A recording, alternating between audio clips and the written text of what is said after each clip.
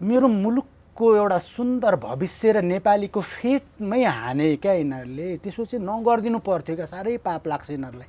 मलाई कुनै अर्थ रह्यो र यी नेताहरूको रहेन नि त। म त मुलुक माया गर्ने मान्छे हो नि त। उहाँहरू पो महासामन्त हुनुभयो त,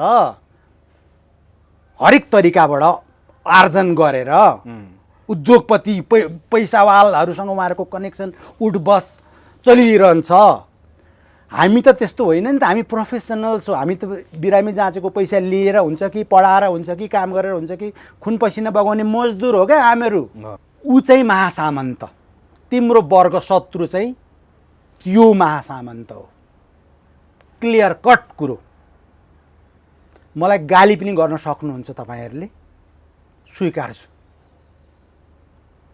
त्यसको लागि हिजो तपाईँहरू हिँड्नु भएको थियो र जीवनको बाजी थापेर एउटा नेतालाई र उसको परिवार, उसको सन्तानलाई अरबपति बनाउनको लागि हिँड्नु भएको थियो। बोल्ने फ्रिडम छ मसँग। त्यसको लागि मेरो जीवनका 50 वर्ष पार्टीमा बुझाएको छु।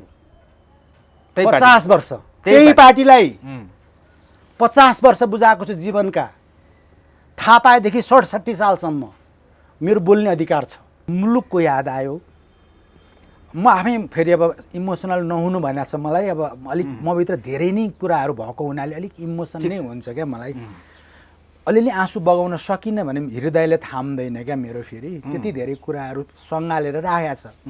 त्यसकारण म इमोसनल भएको भन्ने होइन कि यो चाहिँ अब अलिकति परिस्थिति जन्य भइहाल्छ क्या त्यहाँ। त्यो बहिनीले त्यसो भन्नुभयो र नर्वेभरिका नेपालीहरू हामी अब कुरा गर्छौँ। कता जाने के गर्ने मेलै पाएको थिएन, एकदम अलमल भइराखेको थियो। सर्लक्कै बाटो देखि गयौँ। यता आउनुहुन्छ कि त्यता आउँ कि कसरी सपोर्ट गरौँ, कस्तो किसिमको सपोर्ट गरौँ भनेर उहाँ बहिनीले भन्नुभयो। देशको पीडा, राजनीतिक अवस्था सम्झेर तपाईँको कुरा सुनेर रुनुभयो। देशको पीडा, राजनीतिक अवस्था र नेतृत्व र नेतावर्गले गरेको घात देखेर त्यो रिप्रेजेन्टेसन त्यहाँ भयो। अस्ट्रेलियाबाट यसै गरी कुराहरू आएको छ, युएसएबाट यसै गरी कुरा आएको छ, युनाइटेड भइसकेका छन्। गल्फबाट त्यसै गरी, इजरायलबाट त्यसै गरी कुरा। यो त अहिले अब बिस्तारै जाँदो रहेछ क्या, डे बाई डे जाँदो रहेछ। र अहिले फेरि के रहेछ भने यो अनलाइन यो मिडियाहरू, सोसियल यो सामाजिक सञ्जालहरू चाहिँ धेरै हेर्दा रहेछन् कि मान्छे। टक्क हेर्न पनि सजिलो हातमै हुन्छ। जतिखेर फुर्सद भयो यसो सुत्ने बेला यसो हेरो। अनि त्यस्तो खालको अनि हेरिरहँदो रहेछन् क्या। बाहिर त्यस्तो भइरहँदो रहेछ त हामीलाई चाहिँ थाहा नहुने। भित्रभित्र कुरा गइराख्दो रहेछ। अनि त्यसपछि अब यस्तो त यतिवटा ठाउँबाट आएको छ कि तपाईँलाई त्यो अहिले म भनेर साध्य छैन। अर्थात् मुलुकका करिब 95% मान्छेहरूले तैँले भनेको ठिक छ त्यही लाइन हो भनिसके। ल यो अहिलेको लाइनलाई सिधै भने 95% मान्छेले ल मत सर्वेक्षण गर्ने भए गरौँ। कुन जिल्लामा जानुहुन्छ, कुन कन्ट्रीमा जानुहुन्छ, कुन गाउँमा जानुहुन्छ, ल मत सर्वेक्षण गरौँ। 95% मान्छेको कुरा यही छ। बाँकी 5% अलमलमा छन्। बुझे भने तिनीहरू पनि 100% हुन्छ। डाक्टर साहब, नेतादेखि यहाँको संस्कार, यहाँको राजनीतिक प्रवृत्तिदेखि किन यति धेरै पीडा भएछ वास्तवमा? तपाईँले त अहिले धेरै सर्वेक्षण पनि गर्नुभयो नि त मनदेखि। सबैका कुरा सुन्नुभयो, देशका विदेशका, गाउँका, दाङका, काभ्रेका। त्यो स्याम्पल टेस्ट गर्दाखेरि त्यो पनि भनौँ। भनौँ हिजो सिधा भन्छु है म फेरि। हिजो जनयुद्धको सृजना गरियो र त्यो जनयुद्धमा के गरियो भने कस्तो सिकाइयो आफ्ना कार्यकर्ता अर्थात् नेपाली आमाका छोराछोरीलाई, हाम्रा साना साना भाइ, स्कुल पढ्ने भाइ बहिनीहरूलाई के सिकाइयो भने यो पुलिस तेरो वर्ग शत्रु हो, यो सशस्त्रको पनि तेरो वर्ग शत्रु हो, सबै सुरक्षाकर्मी भनौँ न, यो आर्मी तेरो वर्ग शत्रु हो, अर्थात् हाम्रो सबै सुरक्षा निकाय तेरो वर्ग शत्रु हो, काट मार हान गोली भनेर उसलाई सिकाइयो, उनीहरूलाई उचालियो। आफ्नो पनि ज्यान बाजीमा राख्दै, आफूले पनि छातीमा गोली थाम्दै मर्दै दुवै साइडमा 17,000 मारिए नै विभत्स तरिकाले। तर यो उचालिएको हाम्रो सानो भाइ बहिनी, इमान्दार भाइ बहिनी, देशको कर्मठ बन्न सक्ने भाइ बहिनीलाई त्यतिखेर थाहा थिएन क्या उनीहरूलाई कि उसले जसलाई वर्ग शत्रु भनेर गोली हान्यो अर्थात् घाँटी रेट्यो, ऊ चाहिँ पल्लो गाउँको आफू जस्तै एउटा गरिबको छोरा थियो, एउटा कन्स्टेबल थियो, एउटा प्रहरी जवान थियो, सेनाको जवान थियो, घरमा स्वास्नी पाल्न सकिन्छ कि भनेर यसो जागिर खोज्दै आएको, यही मुलुकको उसैको दाजुभाइ थियो। तर तेरो वर्ग शत्रु हो हान भनेर उसले उसलाई हान्यो, उसले उसलाई हान्यो र अनमोल यस मुलुकका निधि छोराहरू भाइ बहिनीहरू मारामार गराइयो। त्यो चाहिँ क्रान्ति भयो। त्यो गौरवशाली पार्टीको क्रान्ति परिवर्तन देशमा हैन आफ्नो पल। अनि त्यसपछि मैले पछि देख्दै गएँ त्यसरी क्रान्तिकारीका नाममा क्रान्तिकारीहरूले मारेका उनका श्रीमतीहरू पुछिएको सिउँदो, आँखाभरि आँसु, रुमालले पुस्दै त्यही मरेको पोइबाट अलिकति पेन्सन आउँछ कि भनेर भोकको पेटमा लाइनमा बसेको देखेँ क्या मैले।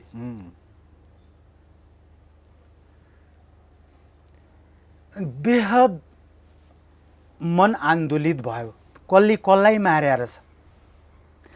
वास्तवमा जो शहीद भएर गए, मेरो श्रद्धा सुमन सधैँभरि छ यस मुलुकका ती सुन्दर मेरा भाइ बहिनीहरूलाई।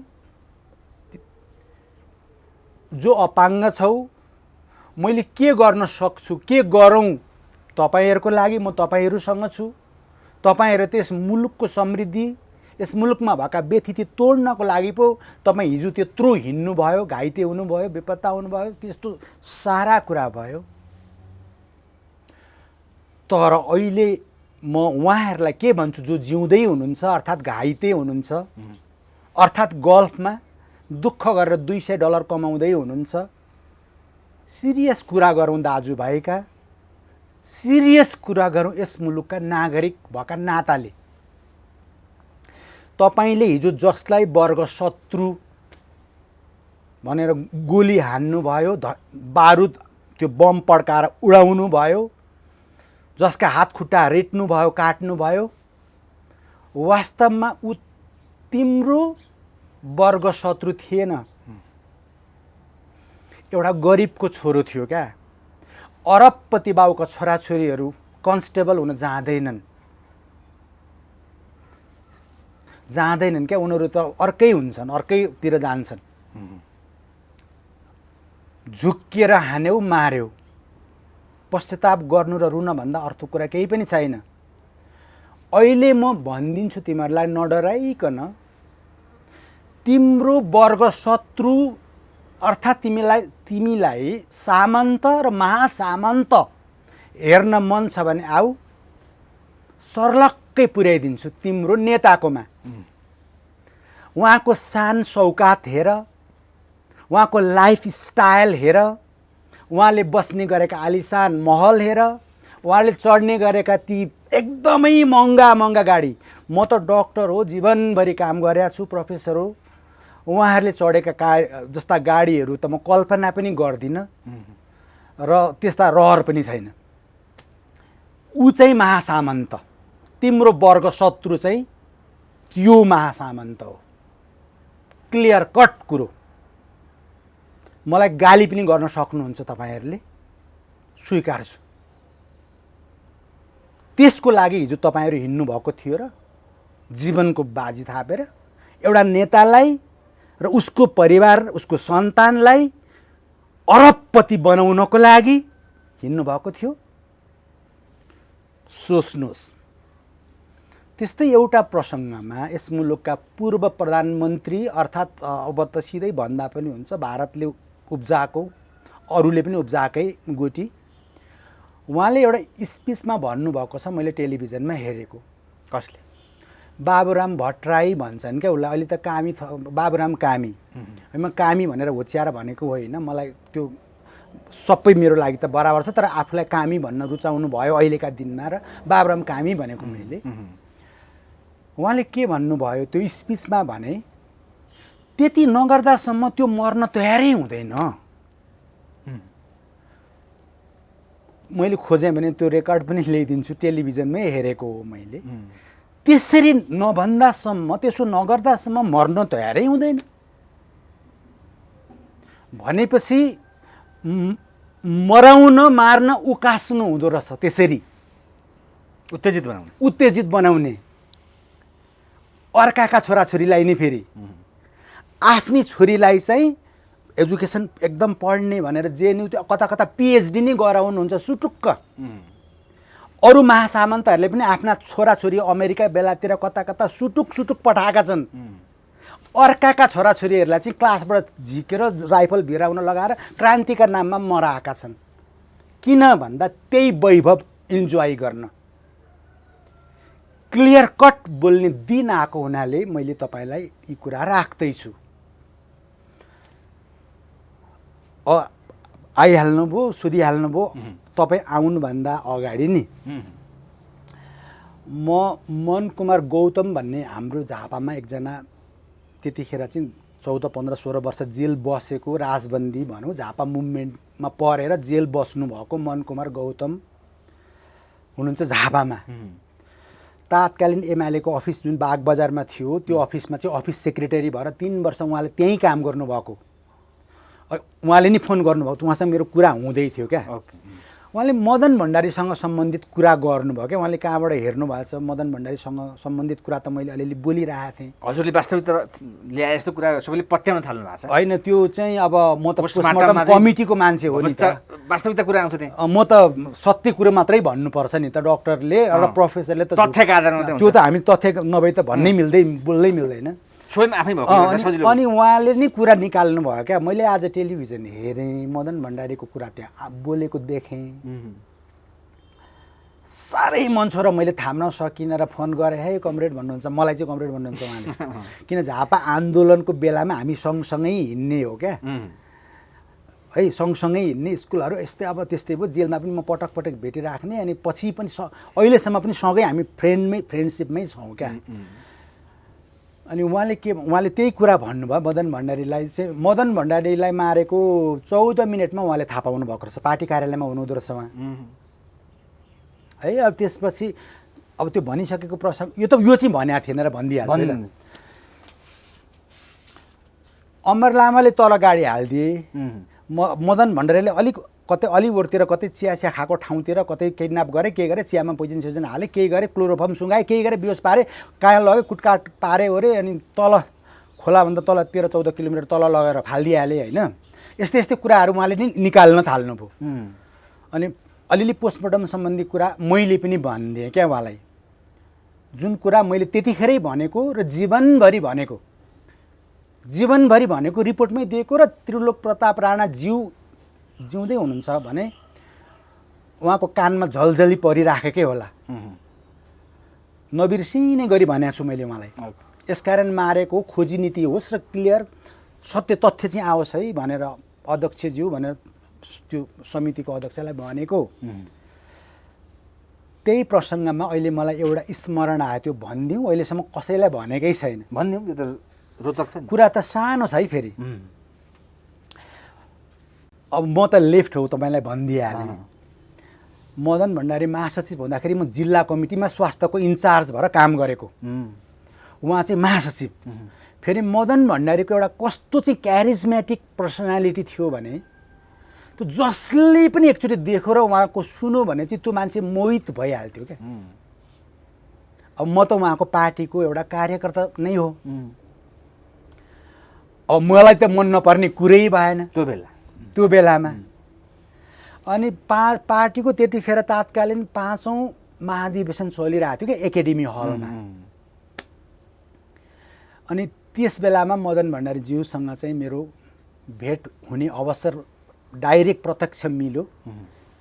एकछिन कुरा गर्ने अवसर पनि मिल्यो, हँसिलो अनुहार, एकदमै सिम्पल लाइफ। अनि आफ्नो कार्यकर्तालाई कति धेरै माया गर्नुहुँदो रहेछ भने टक्रक्कै हात मिलाउन बढाउनु भयो।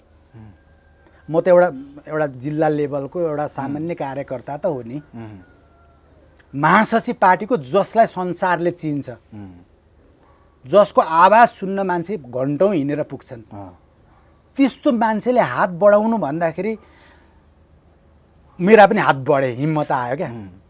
ठ्याक्कै हात मिलाएँ। नरम ताता हात थिए क्या ती। उहाँले त्यतिखेर कति धेरै कुरा भन्नुभयो त हात मिलाउँदा मिलाउँदै त्यतिमै त्यो इनर्जी नै ट्रान्सफर जस्तो गरिदिनु भएछ क्या ताता हातले। अलिकति कुरा गर्नुभयो, मलाई साह्रै चित्त बुझ्यो क्या। थोरै मात्रै कुरा गर्न पाएँ, महाधिवेशनको व्यस्तताको कारणले। उहाँको जीवन त अब सिम्पल थियो, सबैले बुझ्न सकिहाल्थे। त्यसपछि खोलामा मारेर खोलामा लास भेटियो। 3-4 दिनपछि एमबीर हस्पिटलमा डिसेक्टिङ टेबलमा अब उहाँलाई चिरफार गर्नको लागि उहाँको लास छ त्यहाँ। पोस्टमार्टम कमिटीमा म छु। अलिक त्यो धेरै नै गाह्रो हुँदो रहेछ।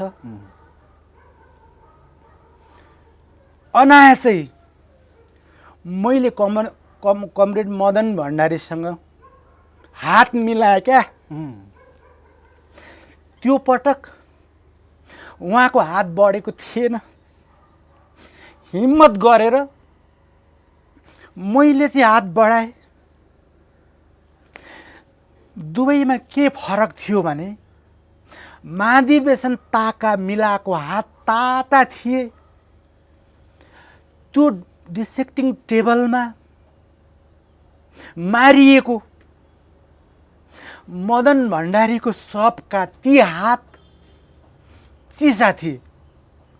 अलिक फेरि इमोसनका कुरा आउँछन्, यो म अब स्टप गर्छु ल। म अब धेरै अब यो विषयवस्तुहरू चेन्ज गरौँ है। यो मुलुकको फेट नै लुटे। जन्मेपछि मरण हुन्छ त्यो ठुलो कुरा भएन, तर उहाँ कहिले मर्नु नै भएन। अब त मर्दै मर्नु, उहाँ त अमरै भइहाल्नु भयो। तर खोजी भएन क्या। सबभन्दा ठुलो चित्त दुखाइ मेरो त्यसमा रह्यो क्या। 19 जना मान्छे मर्यो मदन भण्डारीको त्यो हत्यारा निकाल कारबाही गर भनेर आन्दोलन हुँदा 19 जना अरू मान्छे मरे। अहिलेकै माधव नेपालजी करिब 15 वर्ष जति पार्टीका महासचिव भएका छन्। अब अहिलेका शीर्षस्थ पोजिसनमा रहनुभएका व्यक्तित्वहरूले पनि त्यतिखेर के भन्नुभएको थियो भने हत्यारा चिना चाहिँ हामी कारबाही गर्छौँ भनेर उमालेको हो। पावरमा पुग्यो, खोजी नै हुँदैन, कुरै उठ्दैन। सबैजना मान्छे पावरमा आए, सबै पावरमा आए, नजिकका मान्छेहरू। बरु यसले भन्छ कि क्या हो भनेर अमर रामालाई मारिन्छ। अर्थात् कहिल्यै नखुल्ने गरी च्याप्टर क्लोज भयो।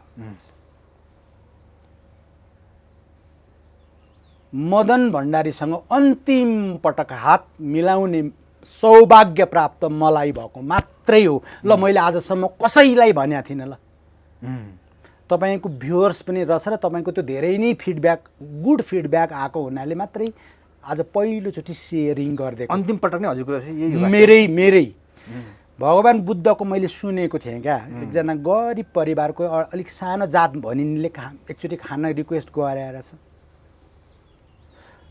भगवान् बुद्धले गएर खानु भएछ। त्यो फुड, त्यो मसरुम जस्तो टाइपको त्यो एक किसिमको पोइजन रहेछ। उसले पनि चिनेन, मिठो पनि थिएन।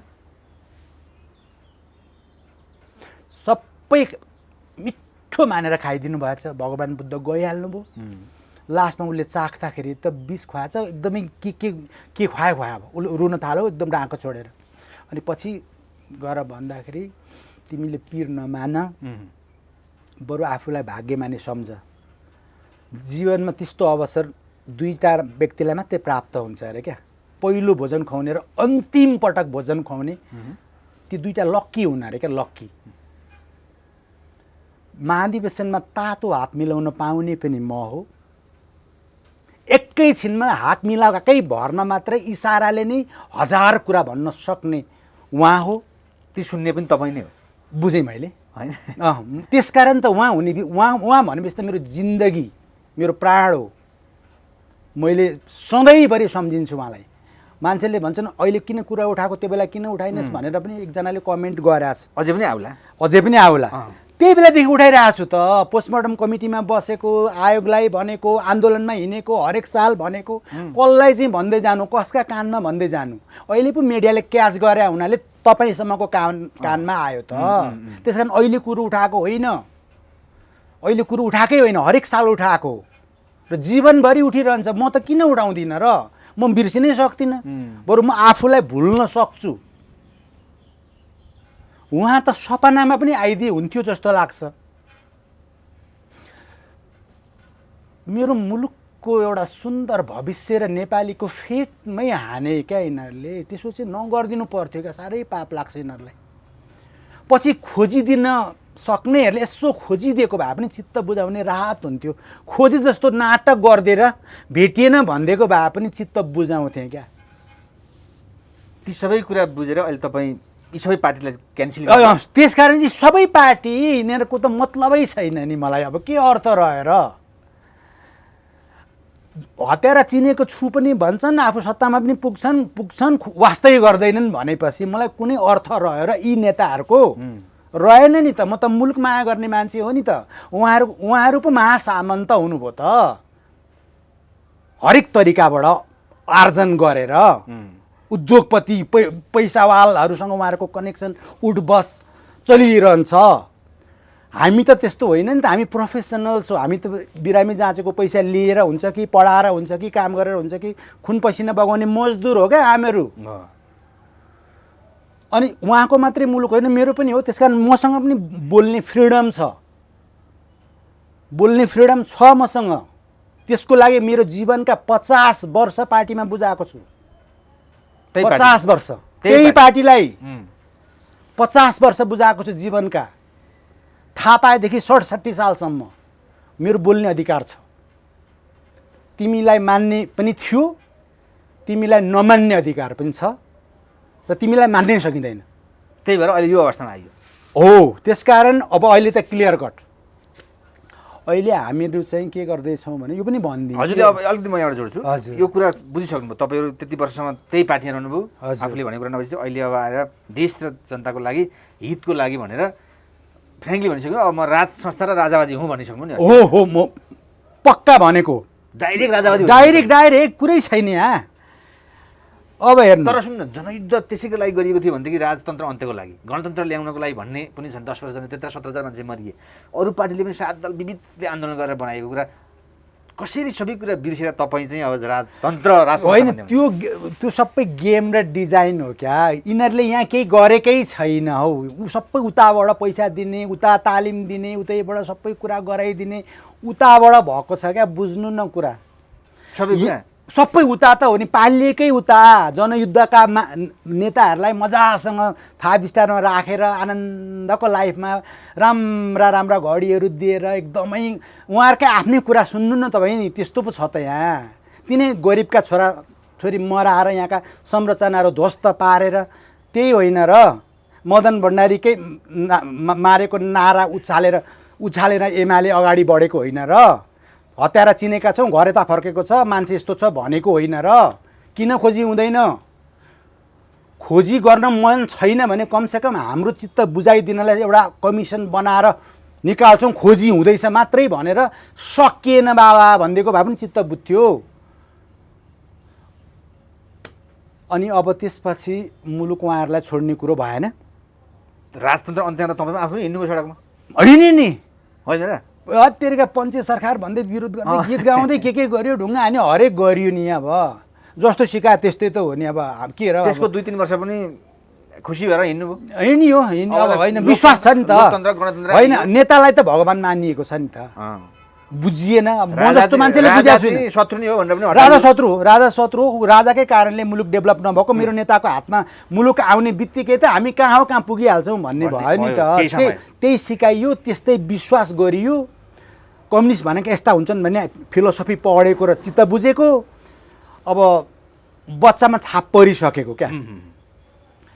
अब सक्कली रूप बुझेपछि त अनि त्यसपछि अनि 10 वर्षदेखि म आफ्नो प्रोफेसनल लाइफमा एज ए गुड सिटिजन काम चाहिँ गर्दै हिँडेको, फेरि प्रोफेसनल काम पनि गरेको, आध्यात्म सिक्न खोजेको र मुलुकमा कसरी योगदान पुर्याउन सकिन्छ नागरिकको हैसियतले जोड्दै पनि हिँडेको।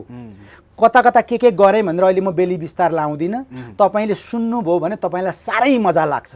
त्यस्तो कुरा भइसकेको छ यहाँ। तर अब राजतन्त्र चाहिन्छ भने तपाईँ हिँड्नुभएको छ। राजतन्त्र चाहिँ मियोको रूपमा चाहियो, किनभने उहाँहरूको भर छैन। उहाँहरूलाई त विश्वास गर्ने कुरै राजा नै चाहियो। राजा नै चाहियो, दायाँमा कुरै छैन, स्ट्रेट फरवर्ड। राजा ज्ञानेन्द्र नै चाहिएको। राजा ज्ञानेन्द्र नै चाहिएको हो।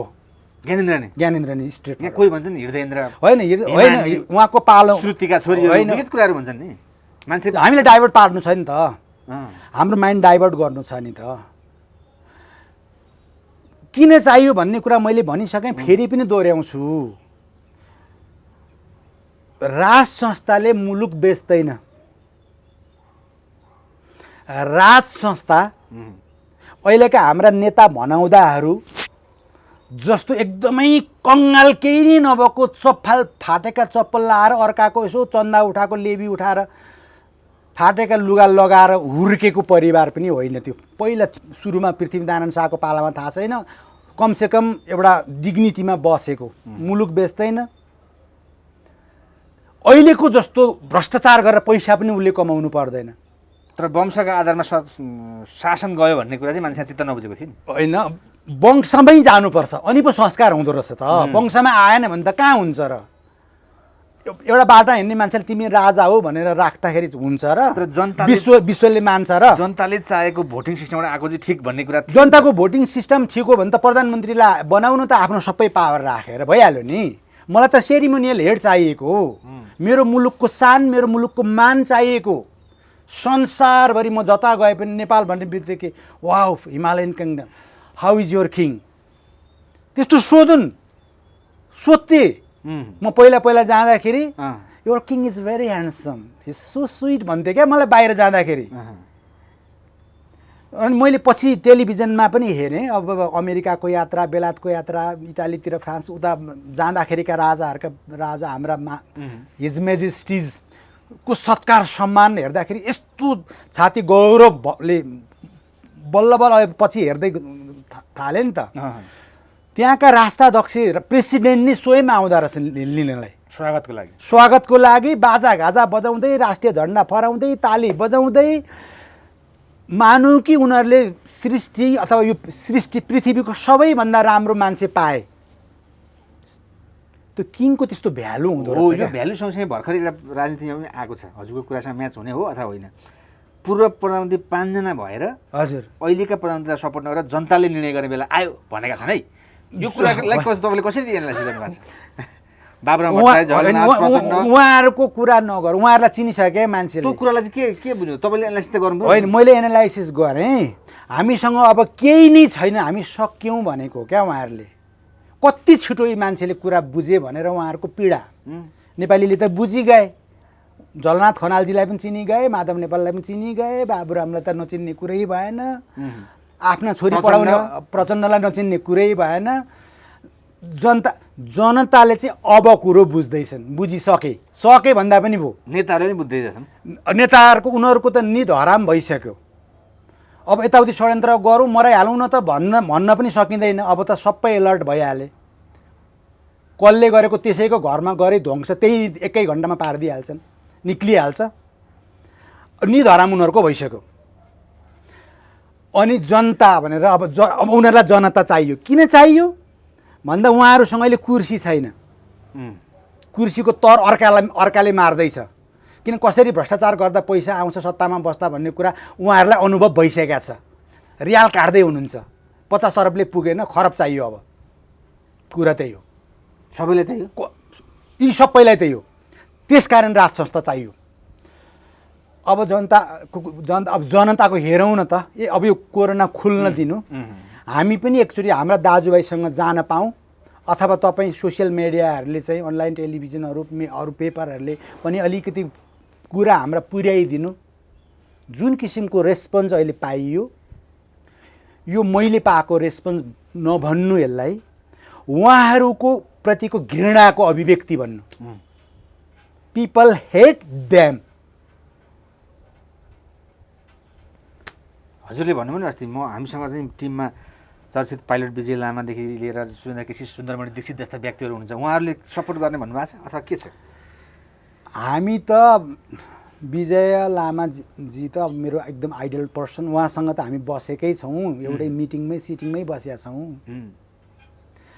डक्टर सुरेन्द्र केसी भनेको उहाँ र म एउटै संस्थामा काम गरेको, वी आर फ्रेन्ड। उहाँ पनि गएको राजा भेट्न आएको भन्ने कुरा विवाद भइरहेको छ कि होइन, अब उहाँको होइन, मान्छेलाई विकल्प खोजिरहेछन् क्या अहिले है, मान्छेले एकदमै खोजेका छन् क्या, कोही न कोही आइदियोस् भन्ने छ, जोसुकै आओस् तर आओस्, यिनीहरूलाई चाहिँ फ्याँकिहाल छिट्टो, घृणा भइसक्यो। सुन्दरमणि पनि कहिले भेट्न जानुहुन्छ? डक्टर सुन्दरमणिको कुरा ल्याउनु भयो, म अलिकति उहाँको बारेमा थोरै राम्रो कुरा भन्छु। सुन्नु, उहाँ सामान्य डक्टर मात्रै होइन, एकदमै राम्रो टिचर पनि हो, गुड फिजिसियन त यसै पनि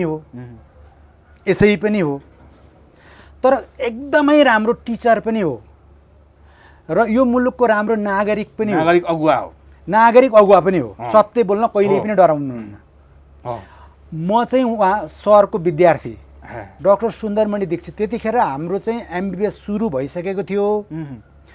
नेपालमा पनि कहाँ डाक्टर पढ्ने हुन् यिनीहरू कक्रोच, यिनीहरू भनेर हामीहरूलाई चाहिँ हेल्थ असिस्टेन्ट हुन् यिनीहरू भनेर अरू डक्टरहरू, धेरै डक्टरहरूले, बाहिरबाट आएका कति डक्टरहरूले चाहिँ हामीलाई त्यो दृष्टिकोणले हेर्थे, अर्थात् सौता पस्न लाग्यो नेपालमा भन्ने जस्तो लाग्दो हो उहाँहरूलाई।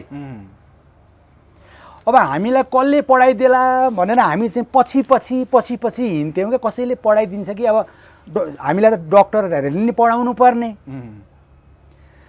त्यो बेलामा हाम्रा ब्याचहरूलाई, सुरुका ब्याचहरूलाई डक्टर सुन्दरमणि दीक्षितले यति राम्रो पढाउनु भयो, ओहो, उहाँको राउन्ड एटेन्ड गर्ने भनेपछि, अनि उहाँको क्लास एटेन्ड गर्ने भनेपछि, उहाँले त्यतिखेर त ECG भन्छ क्या, मुटुको ECG भन्छ, उहाँले त्यतिखेर हेर्न सिकाइदिएको मैले अहिलेसम्म बिर्सेको छैन। MBBS मै सिकेको क्या, कस्तो माया गर्नुहुन्थ्यो विद्यार्थीलाई। उहाँको क्लास एटेन्ड गर्न कतिसम्म क्रेज हुन्थ्यो थाहा छ? हामी विद्यार्थीलाई माया गरिदिने। अनि अब त्यतिखेर विद्यार्थीहरूलाई अब आफ्नो टिचरकोमा जान पाउनु, यसो भन्दाखेरि दीपावलीमा यसो जान पाउनु, घर देख्न पाउनु भनेको त हामी गाउँघरबाट आएका किसानका छोराछोरी, मजदुरका छोरा यस्तै थियौँ क्या, बाहिरबाट आएकाहरू नि पढ्थ्यौँ त्यतिखेर। अनि कुनै डक्टरहरूकोमा चाहिँ यसो देउसी खेल्न जाउँ न त भन्दाखेरि ढोका नै खोलिदिनु भएन क्या, भित्र कुकुर कराइरह्यो, बाहिर विद्यार्थी छन् भन्ने कुरा थाहा भयो उहाँहरूलाई, यिनीहरूले दुःख दिन्छन् क्या र भनेर धेरै बेर ढोका खोल्नु भएन। यस्तै होला, अब ठुलो डक्टरहरूले चाहिँ अब विद्यार्थीलाई किन ढोका खोल्नु र भनेर अलिक चित्त दुखाउँदै फर्क्यौँ हामीहरू। तर डक्टर सुन्दरमणि दीक्षितकोमा पुग्दा चाहिँ सर्लक्क ढोका पनि खुले, बत्तीहरू पनि बले, हामीलाई राम्रोसँग बसाइयो, मानौँ उहाँको भाइ छोराछोरी कोही आयो जस्तो, परिवारको आफ्नै मेम्बर आए जस्तो गरेर बसाइयो, मिठो खुवाइयो। तिमीहरू स्टुडेन्ट हौ, तिमीहरूलाई त अलिअलि पैसा दिएँ भने पनि खुसी हुन्छौ, तिमीहरूलाई सहयोग पनि हुन्छ। हामी किन कजको लागि नै हिँडेका थियौँ, हामीले सोचेको भन्दा 8-10 गुणा बेसी पैसा पनि दिनुभयो। कस्तो स्विट पर्सन क्या, एकदम डक्टर सुन्दरमणि दीक्षित जस्तो टिचरको विद्यार्थी हो क्या म। आई फिल भेरी उहाँसँग साथमा काम गर्न चाहन्छु। तेरेका उहाँ हामी एउटै हो क्या, यो मुलुकलाई माया गर्ने एकै ठाउँमा छौँ। तपाईँहरूले बेग्लै नदेख्नु न, अहिले हामी बेग्ला छरिएको हुनाले पो उनीहरूले टाउकामा टेक्न पाए त। यो लाइनमा कुरा अगाडि बढिसक्यो। डक्टर सुन्दरमणि दीक्षित र मैले भेटे जस्तै सम्झिनु न, हाम्रो त्यो इटर्नल कम्युनिकेसन हुन्छ क्या, त्यो यो अलिक अर्कै लेभलको कुरा छ है। अब मैले डक्टर सुन्दरमणि दीक्षितकोमा पहिलोचोटि लाइफमा शिरडी साईको स्ट्याचु देखेको, लाइफमा पहिलोचोटि। अनि कसको राख को पहिला त चिनिन, थाहा पनि भएन। अनि पछि गएर बुझ्दै जाँदाखेरि शिरडी साईको कुराहरू बुझ्दै जाँदाखेरि त म साईकै भक्तै भएर शिरडी नै पुगेँ कतिचोटि। त्यो कनेक्सन अर्कै खालको कनेक्सन छ क्या हाम्रो चाहिँ। यो लाइफको मात्रै होइन होला, प्रिभियस लाइफमा पनि हाम्रो कनेक्सन थियो कुनै न कुनै किसिमको। र उहाँले पढाउनु भएको त्यसरी, उहाँको घरमा गएको त्यसरी। अब क्रेज कस्तो थियो स्टुडेन्टको यो चाहिँ म सुनाउँछु मेरा संसारभरि रहेका मेरा विद्यार्थीहरूलाई पनि, डक्टर भइसकेकाहरूलाई पनि। त्यतिखेर बालुवाटारको घर एउटा हाम्रो सानो टिनको छाना भएको एउटा घर थियो क्या। बिहान 9 बजे उहाँको क्लास ठ्याक्कै सुरु हुन्छ। फेरि उहाँ टाइमको एकदम पङ्क्चुअल हुनुहुन्छ क्या। उहाँलाई टाइममा नेग्लेक्ट गरेको चाहिँ मनै पर्दैन, त्यो कुरा चाहिँ हामीलाई थाहा थियो। 9 बजेर 5 मिनट गयो भने पनि क्लासमा इन्ट्री दिनुहुन्न थियो सरले। त्यो चाहिँ त्यो उहाँको अहिले पनि सायद त्यस्तै होला बानी। अब त्यो दिन चाहिँ स्टोभ बल्दिएन क्या मेरो घरमा। अलिक ढिलो भयो, खाना पकाएर खाएर जानुपर्ने। डाक्टर सुन्दर मुनिको क्लास छ, बलेन क्या। अलिक टाइम लाग्यो। होइन खाना पछि खाउँला भनेर यसो टोइलेटमा पसेर जान्छु भन्दाखेरि खुट्टा चिप्लेर मेरो ब्ल्याङ्ग ठोक्केछ क्या वालमा। यहाँ त्यो वालमा मेरो भित्तो जोतियो। मलाई दुखेन क्या। डाक्टर सुन्दरमणिको क्लास हुँदै थियो नि त, त्यहाँ दुखेन। ठ्याक्कै टाइममा पुगेन, क्लास सबै सुने। मेरो रगत पछि भएर पछाडि सबै सर्ट त पहेँलो सर्ट लगाएको थिएँ, त्यो पुरै रगत पछि भएको रहेछ। क्लास सकेपछि के भयो तँलाई भनेर अर्काले भन्दाखेरि अनि मैले झसङ्ग सम्झेँ, मलाई बाथरुममा ठोकिएको थियो भनेर यसो हेर्दा पछाडि घाउ पनि मेरो भएको, रगत पछि भएको मेरो सर्ट। डाक्टर सुन्दरमणिको क्लास एटेन्ड गर्नको लागि धेरै कुरा आइहाल्छन् क्या। फेरि इमोसनहरू जोडिन्छन्। मलाई इमोसनल चाहिँ नहुनु है भनेको छ। त्यसकारण अब सरसँग भेट्न जान्छु नि म। I respect him a lot. छिटै भेटौँला। हुन्छ, ठिक छ डाक्टर साहब। अब अन्तिममा के भन्ने, अब सबै कुरा भनिराख्नु भएको छ, उद्देश्यहरू पुरा हुने क्रममा सपोर्ट पाइराख्नु भएको छ। तपाईँका शुभेच्छुकहरूलाई अन्तिममा केही भन्ने? म हाम्रा शुभेच्छुकहरूलाई चाहिँ अहिले हामीहरू नेसनल कजमा छौँ, सबै युनाइट हौँ। अहिले त थाहा पाएँ अब हाम्रो कजमा हिँड्ने, जस्तै अब नेपालका लागि नेपाली भन्ने पार्टी नै गठन भएको छ, त्यस्तै अरू थुप्रै रहेछन् एकदमै त्यही उद्देश्यका। संवैधानिक राजा, कार्यकारी प्रधानमन्त्री, पावर पिपललाई र डेभलपमेन्ट, नो करप्सन, कति रहेछन् अहिले। अनि अहिले हामी सबै युनाइट हुँदैछौँ क्या। भर्खर डाक्टर केबी रोकासँग मेरो कुरा भएको थियो। अब अरूसँग मेरो कुरा हुँदैछ। हाम्रो धेरैतिर अहिले एकदमै अहिले 2 बजे नै हाम्रो मिटिङ नै छ। हामी युनाइटेड भएर हामी अपिल गर्दैछौँ। एउटा फेरि मैले भने हामीले अपिल गर्ने भनेको हाम्रा सुरक्षा निकायहरूलाई र नेपाली सेनालाई 95% पपुलेसनको रिप्रेजेन्टेसन गर्दै जनता, उहाँले भनेको जनतासँग उहाँ पनि हिँड्नुहोस्, हामी पनि जाउँ, ल कुरा गरौँला। हामी पनि टिम नै हिँड्ने हो मिलाएर। हाम्रो टिममा पनि हामी पनि हिँड्छौँ, ल हिँडौँ न त। त्यसकारण अपिल गर्दैछौँ नेपाली सेनालाई। राज्य सत्ता पुरै लिने गरेर होइन कि मैले दक्षिण कोरियाको एक्जाम्पलै दिइरहेको छु। सेनाले लिएर के भएको छ उहाँहरूलाई थाहा छ। त्यो स्टाइल भनेको फर द टाइम बिङ हामीलाई साथ दिनुहोस्, हामीलाई होइन नेपाली जनतालाई साथ दिनुहोस् र आफ्नो ड्युटी राम्रोसँग विचार गर्नुहोस्। मुलुक सङ्कटमा गएको तपाईँलाई फिल भयो भने ती नेपाली दाजुभाइहरूको भोइस सुनिदिनुहोस्। त्यो अपिल। हस्, thank you doctor, thank you. Okay, thank you very much.